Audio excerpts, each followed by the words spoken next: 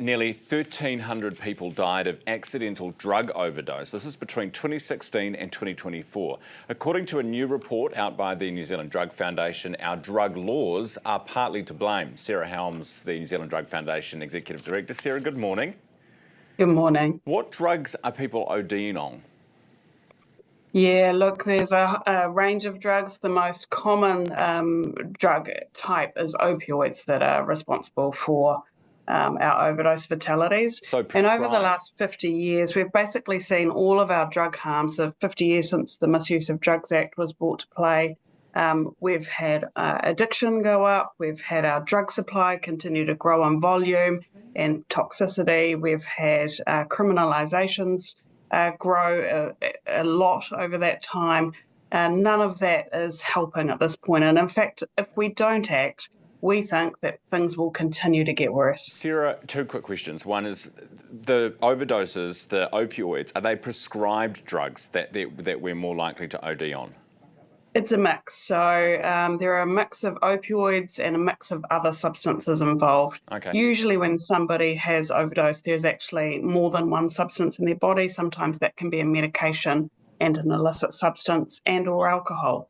Sarah, I guess the question is, because I get what you're saying, we've gone the war on drugs and yet things have gotten much worse. Our cocaine and methamphetamine use has doubled. But would it be worse if we didn't have the laws there? Look, this is what we've studied very, very carefully. So my whole job is trying to reduce drug harm. We've looked very earnestly and thoroughly at the evidence.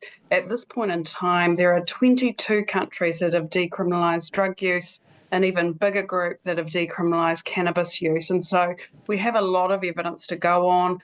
Portugal's had something in place for 2 decades now. And decriminalisation does not result in more drug use. And in fact, what it does result in is those more acute drug harms coming down. So we think it's an opportunity for us to at least improve some of those worst harms. So decriminalisation won't fix everything. And in fact, nobody has all the answers to that. We have looked very hard for the answers. We did look at some other things that would help though.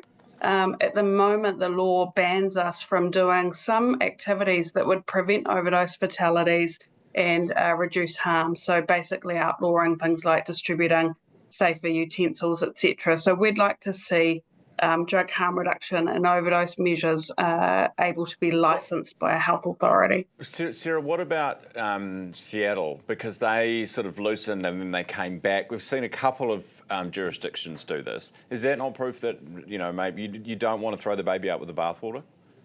Yeah, some jurisdictions have loosened and then gone back again. So the Czech Republic, for example, thought that some of their drug problems were being caused by decriminalisation. Then they realised things actually got worse when they recriminalised, except use stayed the same, but all of the more acute harms got worse. And so they reversed it again.